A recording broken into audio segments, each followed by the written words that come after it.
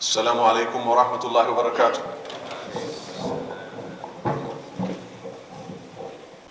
إن الحمد لله نحمده ونستعينه ونستغفره ونعوذ بالله من شرور أنفسنا ومن سيئات أعمالنا. من يهده الله فلا مضل له ومن يضلل فلا هادي له، وأشهد أن لا إله إلا الله وحده لا شريك له، وأشهد أن محمدًا عبده ورسوله الذي بلغ الرسالة أمانة ونصح الأمة وجاهد في الله حق جهاده حتى أتاه اليقين، فصلوات الله عليه وسلامه. يا أيها الذين آمنوا اتقوا الله حق تقاته ولا تموتن إلا وأنتم مسلمون. يا أيها الناس اتقوا ربكم الذي خلقكم من نفس واحدة وخلق منها زوجها وبث منهما رجالا كثيرا ونساء، واتقوا الله الذي تساءلون به والأرحام إن الله كان عليكم رقيبا. يا أيها الذين آمنوا اتقوا الله وقولوا قولا سديدا يصلح لكم أعمالكم ويغفر لكم ذنوبكم، ومن يطع الله ورسوله فقد فاز فوزا عظيما. أما بعد، فإن خير الحديث كتاب الله، وخير الهدي هدي محمد صلى الله عليه وسلم، وشر الأمور محدثاتها، وكل محدثة بدعة، وكل بدعة ضلالة، وكل ضلالة في النار. إن شاء الله تعالى የዛሬው የጁማዓ የኹጥባ አርዕስታችን የሚሆነው ካሜራን በተመለከተ ይሆናል ማለት ነው። ካሜራ ስለ ዛሬ የፈለኩበት በየቦታው ስለሚነሱት ፎቶዎች ሳይሆን በየህንጻው በየፋርማሲው ሽንት ቤት ሲቀር ብቻ እና መኝታ ቤት ሲቀር ብቻ በየቦታው የምትለጠፍ ጽሑፍ አለች በየህንጻው ምን ምትል ለደህንነቱ ሲባል በካሜራ እየታሰርኖት ተጠንቀቁ የሚል መልእክት መታሲስ። ኢና ሊላሂ ወኢና ኢለይሂ ራጂዑን። የሰው ልጆች ከምንድን ነው የሚጠነቀቁት? እነዚህ ካሜራዎች 360 ዲግሪ አይቀርጹ፣ መብራት ሲጠፋ አይቀርጹ፣ በሰው ልጅ ልብ ውስጥ ምን እንዳለ አይቀርጹ። ከመሆኑ ጋር የሰው ልጅ በካሜራ ሊያስፈራሩት ሲሞክሩ የሰውም ልጅ አላህን አልፈራ ብሎ ማክስ ለብሶ ኬፕ ለብሶ ፊቱ ላይ ፕላስቲክ ሰርጀሪ አሰርቶ ሌብነቱን ዱርዬነቱን ቀጠለበት። ሀታ ምን እስኪባል ድረስ ለብልግና ከዚህ አገር ለሴቷ ፓስፖርት ይወጣላታል። አንቺ በዚህ ፍላይት ሂጂ፣ እኔ በዚህ ፍላይት እሄዳለሁ፣ እዚህ ሆቴል ቤት እንገናኝ እስኪባል ድረስ። እውነተኛው አባባል ግን ምን ነበር መሆን የነበረበት? ለዱንያ ለአኼራው ደህና መሆን ከፈለጉ እባኮትን ባላህ እይታ ስር መሆኖትን መቼም ቢሆን አይርሱ። ኢስላም እኛም በምን መልክ ይኮተኩተናል? ኢማም አልቡኻሪ በዘገቡት የምእመናን እናት አይሻ ምን ትላለች? ኢነማ ነዘለ አወለ ማ ነዘለ ሚንሁ ሱረቱ ሚን አልሙፈሰል ፊሃ ዚክሩ ልጀነቲ ወናር ሐታ ኢዛ ታበ ናሱ ኢለ ልእስላም ነዘለ አልሐላሉ ወልሐራም ወለው ነዘለ አወሉ ሸይኢን ላ ተሽረቡ ልኸምር ለቃሉ ላ ነደኡ ልኸምረ አበዳ ወለው ነዘለ ላ ተዝኑ ለቃሉ ላ ነደኡ ዚና አበዳ ለቀድ ነዘለ ቢመካ አላ ሙሐመድን ሰለላሁ ዐለይሂ ወሰለም ወኢኒ ጃሪየቱን አልዓብ በል ሰዓቱ መውዒዱሁም ወሰዓቱ አድሃ ወአመር። የምእመናን እናት አይሻ ምን ትላለች? መጀመሪያ በሰዎች ላይ የወረደባቸው ዚክሩል ጀነቲ ወናር ሱረቱል ሙፈሰል የሚባሉት ከሱረቱ ቃፍ በታች ያሉት ናቸው። ስለ ጀነትና ስለ እሳት የሚያወሩት አንቀጾች ናቸው። በመጀመሪያ የወረዱት መጀመሪያ የወረደው ዝሙት ተው ቢሆን ኖሮ መቼም ቢሆን ዝሙት አንተውም የሚሉ ነበር። መጀመሪያ የወረደው መጠጥ አትጠጡ የሚል ቢሆን ኖሮ መቼም ቢሆን መጠጥ መጠጣት አናቆም የሚሉ ነበር። ነገር ግን ስለ ጀነት ስለ እሳት አላህ ፊት ስለመቆም ዳዕዋ ተደረገላቸው። ተውበት አደረጉ፣ እስልምናን ተቀበሉ። የህግጋት ማዕት ሲመጣ ሰምተናል፣ ታዘናል፣ እጅ ሰጥተናል። ምክንያቱም ዛሬ በሀገራችን ዳዕዋ ሳይደረግ ቀርቶ ነው አይደለም። ዳዕዋ በየመስጂዱ ይደረጋል። ዳዕዋው ከየት መጀመር እንዳለበት ካላወክ ግን እንጀራ አይወጣልህም። ከገበያ ሄደ ምጣድ ገዝተህ ብትመጣ ቀጥታ እንጀራውን እናት ብታሰፋበት እንጀራው አይወጣ። ለምን? ምጣዱ መሟሸት አለበት። ምጣዱ መሟሸት አለበት። በጎመን ዘር ተደርጎ በደንብ ምጣዱ መጀመሪያ ይሰራበታል። ከዛ እንጀራ ሲሰፋበት ላጥ አድርጎ ያወጣል። የሰው ልጆች ማንን ፈርተው ይታዘዙ? ማንን ፈርተው ይስሩ? ማንን ከጅለው ምንን ከጅለው ይስሩ? ከአላህ ጋር ሳናስተዋውቃቸው ሰደቃ ሰድቁ ብንላቸው ገንዘባችንን አናወጣም ይላሉ። ነገር ግን ጌታ አላሁ ሱብሓነሁ ወተዓላ ከሐላል የተከሰበችውን አንድ ፍሬ ተምር ተራራ እስክታክል ድረስ ያሳድጋታል ብለ ከአላህ ጋር ካስተዋወቀው ልክ እንደ አቡበከር ድፍን ሀብቱን ይሰጣል። ስለዚህ ችግሩ ምን ጋር ነው ያለው? ዳዕዋ አደራረጉ ጋር አጀማመሩ ጋር ነው። የሰው ልጆች መጀመሪያ ሊያውቁ የሚገባቸው ጌታቸውን አላሁ ሱብሓነሁ ወተዓላ ነው። እሱን ካወቁ በኋላ ትዕዛዝ ታዘዙ ሲባሉ ይፈጽሙታል። መስጂድ ቂብለተይን የሚባል አለ መዲና ውስጥ። ቂብለተይን ማለት ሁለቱ የቂብላዎች መስጂድ። እንዴት ይህ ስም ተሰጠው? መጀመሪያ እንደሚታወቀው ለ16 ወራት ነቢዩ ሰለላሁ ዐለይሂ ወሰለም ሰላት ሲሰግዱ የነበረው ወደ ቤተል መቅዲስ አቅጣጫ ነው። ልባቸው ከጀለ ወደ መካ እንዲዞርላቸው። አላህ ወደ መካ ዙር ሲል ጠየቃቸው። ወደ መካ ዞሩ። እዛች መስጂድ ውስጥ ሲሰግዱ የነበሩ ሰዎች አንድ ሰው ከነቢዩ ጋር ሰለላሁ ዐለይሂ ወሰለም አብሮ የሰገደ ምን አላቸው? እነሱ ሰላት ውስጥ ናቸው። ይሄንን ሰላት እኔ ከነቢዩ ጋር ሰግጃለሁ፣ ወላሂ ቂብላ ተቀይሯል አላቸው። ሁለቱን ረካ ወደ ቤተል መቅዲስ፣ ሁለቱን ረካ ወደ ካዕባ ዞረው ሰገዱ። የአላህ ትዕዛዝ ሲመጣ አላህን ያወቁ ሰዎች ወዲያውኑ ያን ትዕዛዝ ይፈጽሙታል። ዛሬ ጫተው ስትለው ለማን ብሎ ይተው? ዝሙተው ትለዋለ ለማን ብሎ ይተው? ዶክተሮች ጋር ግን ተወስደዋል ታሙ። እስቲ ቁጭ በል ይለዋል። ኤምአርአይውን እንዳየሁት ይለዋል። ላፕቶፑን ከፍቶ ብዙ የምትቆይ አይመስለኝም ይለዋል። ዶክተርዬ ምን ላድርግ ይለዋል። ያልከኝን ሁሉ ፈጽማለሁ ይላል። ይሄ ነበር የኢስላም አካሄድ። ኢስላም እኛም በምን ነበር ያዘዘን?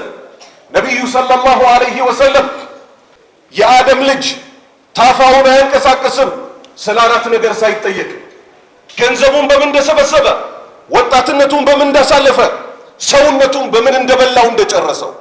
ይሄ ሐዲስ ለሰዎች በአግባቡ ቢነገራቸው አላህ ፊት ቆሜ ቅሜ ለሰበርኩት ጥርስ፣ አጭሼ ላበላሸሁት ሳምባ እጠየቃለሁ ያለ ሰው ዶክተር እስኪያዘው ይጠብቃል ወይንስ ዛሬ ሆኖ ቱብቱ ኢለይክ ወደ አንተ ተመለስኩ ይላል?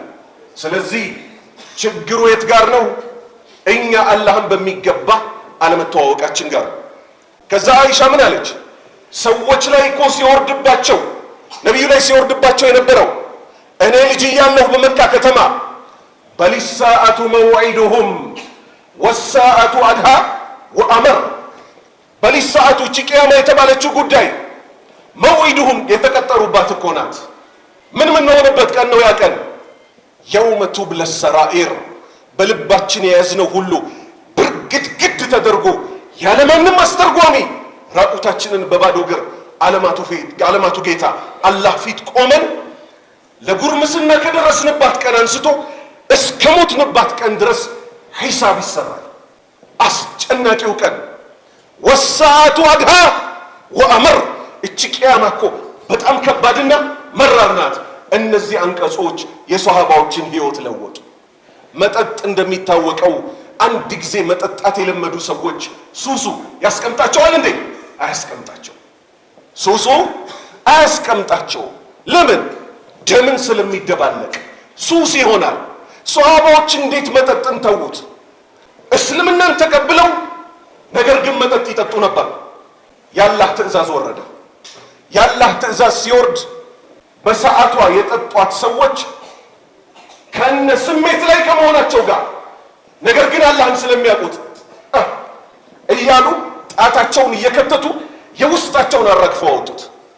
ታስቦበት ዛሬ እንዴት አድርጌ ላደንዝዛት፣ በመጣችበት ሐሺሹን ላስጭስባት፣ እንዲህ ላርግባት ያስባለን ለምንድን ነው? ሞተን የምንቀሰቀስበትን ቀን ስለረሳ ነው። አላህ ሱብሓነሁ ወተዓላ ሁሉን ነገር ተመልካች፣ ሁሉን ነገር ተመልካች። ላ የኽፋ ዐለይሂ ሸይኡን፣ አንድም ነገር ከአላህ የተሸወዱና ያልተሸወዱ ሰዎችን ምሳሌ ያመጣላችኋለሁ። አላህ ከመሸወድ ይጠብቀን፣ ካልተሸወዱት አላህ ያደርገን። የመጀመሪያው ምሳሌ አላህ ምን አለ? ያዕለሙ ያውቃል፣ ኻኢነተል አዕዩን የአይን ከዳተኛ የሆነችውን፣ ወማ ቱኽፊ ሱዱር በልብ ውስጥ የተቋጠረችውንም ያውቃል። ኢብን ከሲር የተባሉት የቁርአን ተርጓሚ የአብደላህ ብን አባስን ቃል ይዘው አመጡልን። አብደላህ ብን አባስ ምን ሲሉ ተረጎሙት? ሰውየው የዚህ ሰውዬ ምሳሌ አሉ። የማን? የከዳተኛው አይን ባለቤት የሆነው ሰውዬ ምሳሌው እኮ ሰው ቤት እንግድነት እንደተጠራ ነው።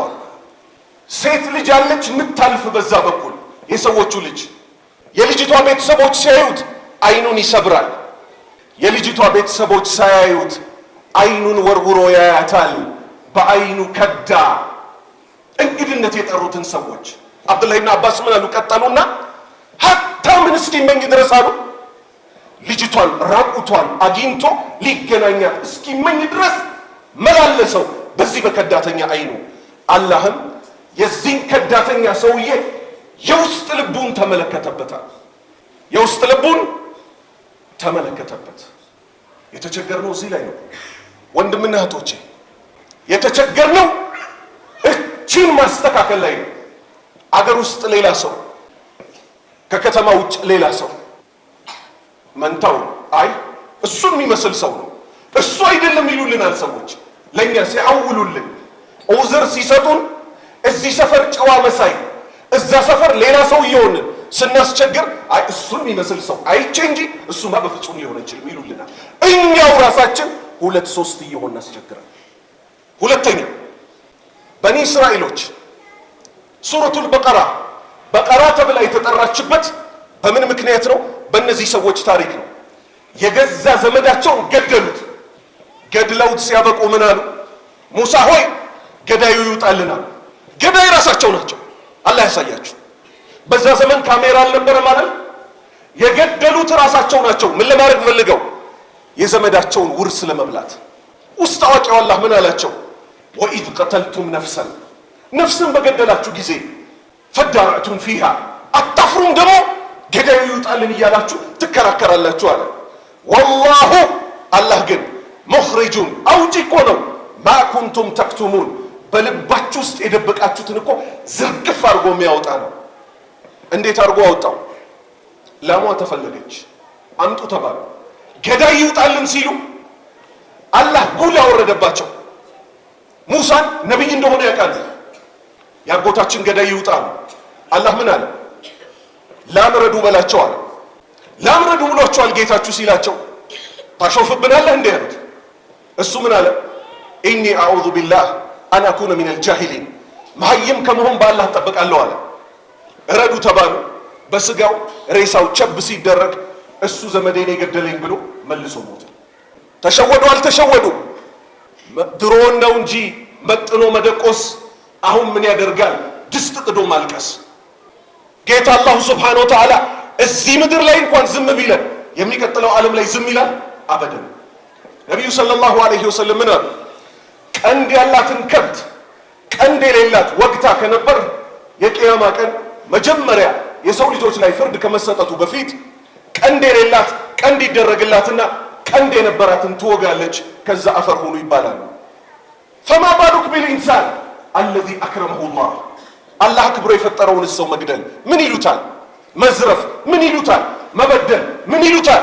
ፈመን ያዕመል ሚስቃለ ዘረቲን ኸይረን የራሃ ቢነፍሲሂ መልካም የሰራ ሰው የብነኛ ያህል ትሁን የቂያማ ቀን ተቀምጣለት ያያል የሥራ መዝገቡ ላይ።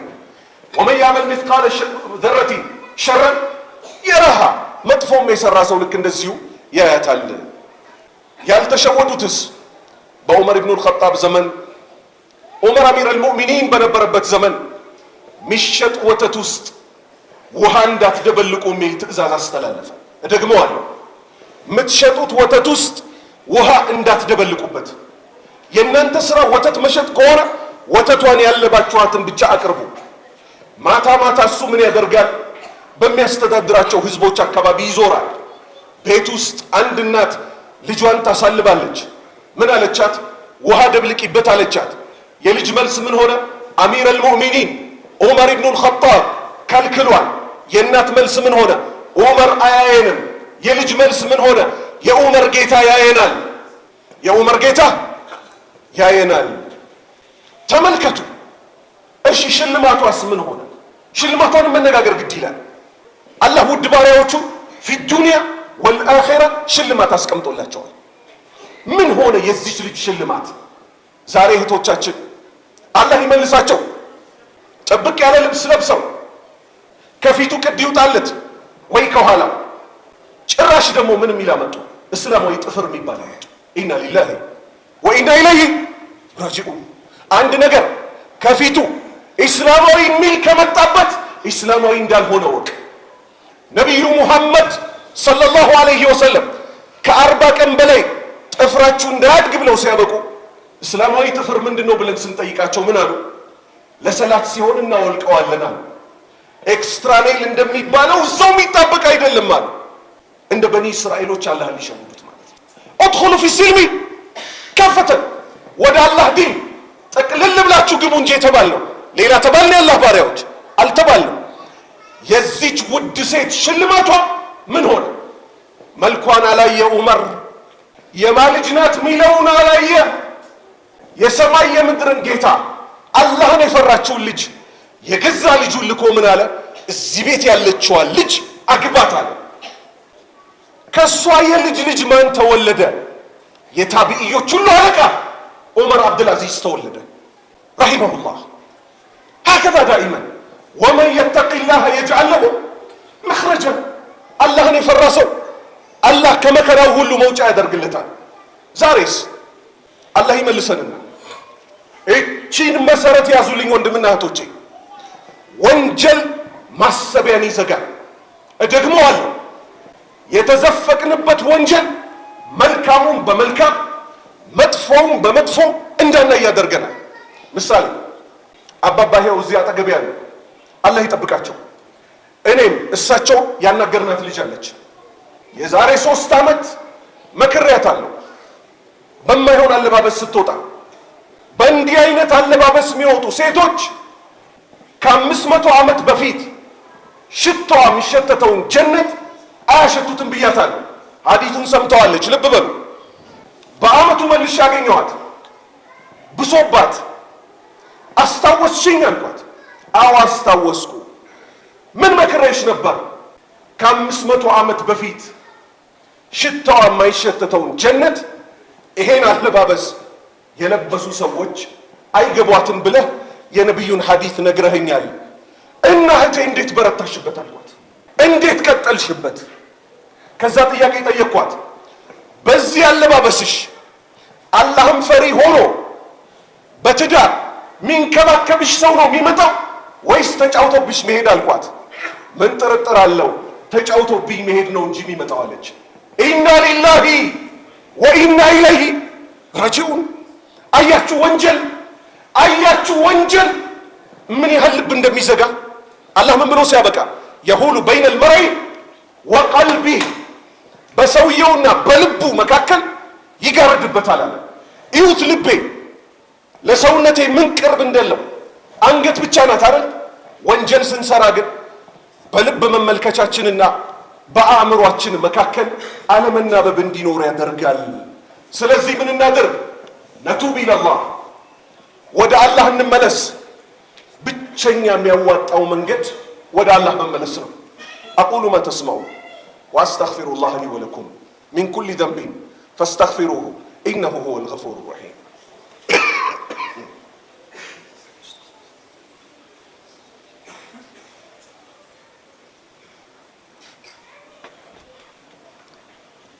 ቢስሚላህ ወሰላቱ ወሰላሙ አላ ረሱሊላህ ወአላ አሊሂ ወሰሕቢሂ ወመዋላ። አሁን ነቢዩ ሰለላሁ ዐለይሂ ወሰለም ማናችንም ለማንክደው ምን አይነት ሰው ናቸው? ስለ እሳቸው ምን ተብሏል? ረዥም ሰው ቢመጣም ብዙ አይበልጣቸው፣ አጭር ሰው ቢመጣም ብዙ አይረዝሙበትም፣ መካከለኛ ሰው ናቸው።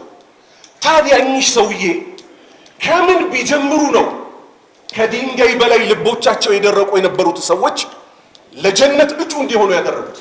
ይሄ ሊሰመርበት ይገባል። ምሳሌ እኛ በዘመናችን አሁን ውስጣችን የዝሙት ስሜት አለ የለም? አለ። ማንም ለማይክደው ነቢዩ ሰለላሁ ዐለይሂ ወሰለም እንዴት አድርገው ነው ሷሃባዎችን ዳዕዋ ያደረጉላቸው? እሳቸው ጋር ሰው በተሰበሰበበት ቁጭ ባሉበት አንድ ወጣት መጣና ያ ረሱላላህ ሰለላሁ ዐለይሂ ወሰለም አንቱ ያላህ መልእክተኛ ሆይ ዝሙትን ፍቀዱልኝ አላቸው። ሷሃባዎች ደንግጠው፣ ምክንያቱም ያኔ ሐላል ርካሽ ነበር፣ ሐራም በጣም የተወገዘ ነገር ነበር። መህ አሉት፣ ዝም በል ዝም በል። እሳቸው ግን ምን አሉ? አድኑሁ ሚኒ ወደ እኔ ያቀርቡታል። አስቀመጡት አጠገባቸው ላይ። በእናትህ ላይ ቢደረግብህ ትፈልጋለህ ወይ አሉት።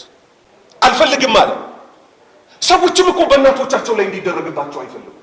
በእህትህ ላይ ቢደረግብህ ትፈልጋለህ ወይ? አልፈልግም። ሰዎችም እኮ በእህቶቻቸው ላይ እንዲደረግባቸው አይፈልጉም። ከዛ እጃቸው ደረቱ ላይ አስቀምጠው አላህ ሆይ ብልቱን ጠብቅለት፣ ልቡን አጽዳለት ሲሉ ዱዓ አደረጉለት። ከዚህ መድረክ ላይ ምን ያዝን ያላህ ባሪያዎች? አንደኛ ዳዕዋ፣ ሁለተኛ ዱዓ። ይሄን ሐዲስ የዘገበው ሷሃባ ምን ይላል? ከዛ በኋላ እንዲህ አይነት በሽታ አስቸግሮት አያውቅም አሉ። ምክንያቱም ዝሙት በሽታ ነው። ዝሙት የሚተወው ለማን ሲባል ነው? ለአላህ ሲባል እኮ። ሳያምር ቀርቶ እኮ አይደለም። አላህ ስለከለከለ ይተዋል። አይናችሁን ስበሩ የተባል ነው ማን ስለከለከለ ነው? አላህ ስለከለከለ። ስለዚህ ከዚህ ምን እንይዛለን? ትልቁ መሰረታችን ከአላህ ጋር ከባድ ትውውቅ ልንተዋወቅ ይገባል። ይሄ በአንድ ሰው ደረጃ ነው አይደል? አብዱላህ ኢብኑ አባስ ምን ይላሉ? ነቢዩ ሰለላሁ ዐለይሂ ወሰለም ወደ መዲና ከተማ ሲገቡ የመዲና ሰዎች ሚዛን ያጭበረብሩ ነበር። ሚዛን ላይ ጥሩ አልነበሩም። አላህ ምን አወረደባቸው? ወይሉን ሊልሙጠፊፊን አለዚነ ኢዘ ክታሉ ዐለ ናሲ የስተውፉን ወኢዛ ካሉሁም አው ወዘኑሁም ዩኽሲሩን አላ የዙኑ ኡላኢከ አነሁም መብዑሱን ሊየውሚን ዐዚም የውመ የቁሙ ናሱ ሊረቢል ዓለሚን። ስድስት አንቀጽ ወንድሞቼ፣ አንድ ደቂቃ ያልሞላ። ወይሉን ወየውላቸው ሊልሙጠፊፊን ሰላቢ ለሆኑት። እንዴት አድርገው ነው የሚሰልቡት? ሁለት ጣሳ ነበራቸው። ከሰው ሲገዙ በጤነኛው ጣሳ አስሞልተው ያሰፍራሉ። ለሰው ሲሸጡ ጠመም ባለችዋ ጣሳ አጓድለው ይሸጣሉ። አሁን እዛ ላይ ከአንድ ጣሳ 200 ግራም ነው የሚወሰነው ወንድሞቼ። አይደለም ሰላቢ የተባሉት እኮ ለዛ ነው።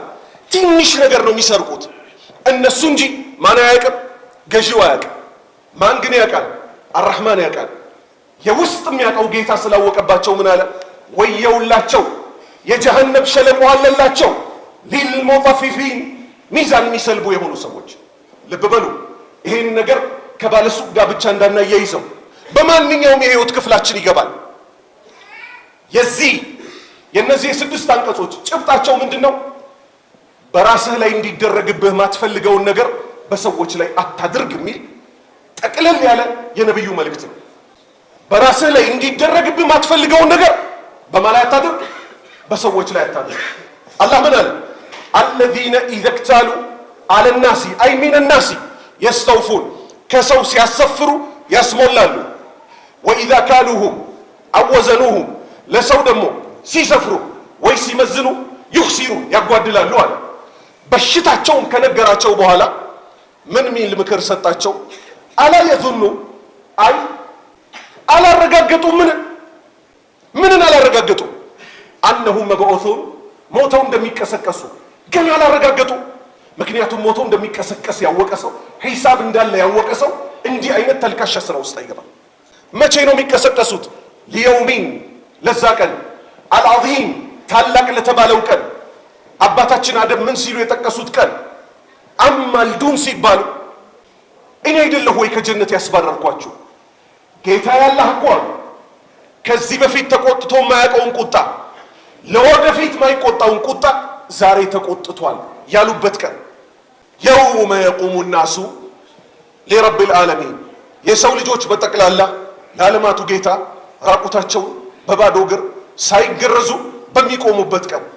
በዚህ መከራቸው ሙሉ ለሙሉ ሚዛናቸውን አስተካከሉ። የአላህ ባሪያዎች እነዛ አማኞች ብሎ የጠራቸው እኮ አላህ ውድ ባሪያዎቹ ሰው ሁሉ በሚያንኮራፋበት ሰዓት ጎኖቻቸው እኮ ካልጋዎቻቸው ሚርቁት የኢማን ደረጃቸው ነው የሚያስነሳቸው። ለዛ ነው እሱ ምን ያለው ተተጃፋ ጁኑብሁም አኒል መዳጂዕ የድዑነ ረበሁም ኸውፈን ወጠማዓ ወሚማ ረዘቅናሁም ዩንፊቁን።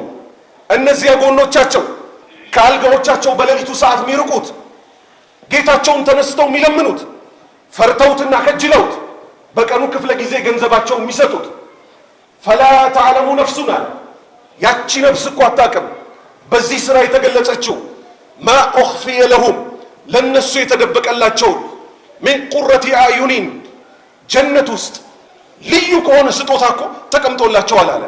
ምክንያቱም ስለሚገባቸው፣ ምክንያቱም ስለፈሩት። አላህ ያየኛል ያለ ሰው አምልኮ ሁሉ ይስተካከልለታል። አይደለም ከወንጀል ብቻ ሊርቅ ቀርቶ ማለት ነው። አስቡት ይሄንን አንቀጽ አላህ ምን ያለበትን አለዚ የራከ ሒነ ተቁም። አሁን ከደቂቃዎች በኋላ ሁላችንም ልንቆም ነው ለስግደት። አላህ ግን ምን አለ? አለዚ የራከ እሱ እኮ አላህ ማለት ሚያይህ ነው።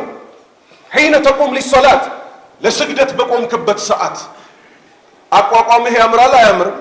አላህ እያየኝ ነው ስትል ዛሬ እኮ ሰላት ላይ ሆነን እንዲህ ያልን የደረቀውን ያፍንጫችንን የምንታገለው ሰዓትም ለማየት የሚያምረን አለ። ስልካችንን ቫይብሬት ላይ አድርገን ጢዝ ጢዝ ሲ ሸምሱ ይሆን የደወለው ከሀገር ውስጥ ገቢ ይሆን የተደወለው የሚያስብለን እውነት አላህ እንደሚያየን የምናውቅ ሰዎች ነን አይደለንም። ልባችንም አካላችንም ሌላ ቦታ እየሄደ የሚያስቸግረን ምን ሆኖ ነው? እሱ እንደሚያየን ስለምንረሳ። እንቀጥል። ሰዎች ምን ያደርጋሉ? በስልካቸው ላይ እራሳቸው ማይገባ ነገር ያዩና ቫይረስ ገብቶበት ሰሪ ቤት ሊወስዱት ሲሉ ሙስሊም ልምረጥ ካፊር ልምረጥ ይላሉ። ሰሪው ጋር ሙስሊምማ ካየኝ ችግር ነው፣ የሁሉ ጉድ ሊታይብኝ ነው እና ለሌላ ሰው ወስደው ይሰጡና ልጆቼ ስልኬን ይነካኩታል እኔ ሳላቅ። ልጆቼ ራሱ እኮ ነው እንደ ልጅ ሆኖ አላህን ረስቶ እንደ ልጅ ሆኖ የጂን ስራ ሲሰራ ልጆቼ ነካክተው ደስ የማይል ነገር ካየ የልጆቼ ስራ ነው፣ የራስ ስራ ነው። መላኢካው ባንተ ስም ነው የጻፈው። እስቲ ዛሬ እንደው ከልብ ስልካችንን አሳልፈን እስቲ ለሰው እንስጥ። ብርግድ አድርገን እንካ ወንድሜ መሐመድ ይኸው ችግር የለም እስቲ እንበል አንልም። ዋትሳፑ በሌላ ሎክ ይዘጋል።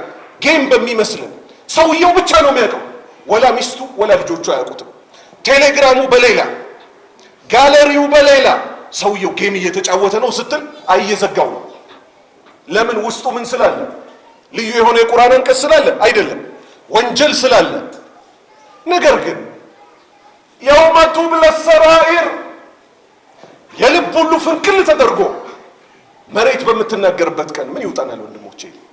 ስለዚህ አላህን የሚገባውን ፍራቻ እንፍራው። ለዛ ነው ነቢዩ ሰለላሁ ዐለይሂ ወሰለም ሷሃባዎቻቸውን ሲመክሩ ኢተቂላህ ሐይቱማ ኩንት፣ አላህን ፍራው በሄድክበት ሁሉ ያሉት። ዛሬ ስለ ድብቅ ወንጀል በጣም ልንመካከር ይገባል። ምክንያቱም አብዛኛው ኻቲማ መጨረሻ ከሚያበላሹ ጉዳዮች ውስጥ የድብቅ ወንጀል ነው። በአደባባይ ወንጀል ይሰራ ለማለት እንዳልሆነም ይሰመርልኝ። ነገር ግን ነቢዩ ሰለላሁ ዐለይሂ ወሰለም ምን አሉ? ሰውየው በኖረበት ሁኔታ ይሞታል፣ በሞተበት ሁኔታ ይቀሰቀሳል።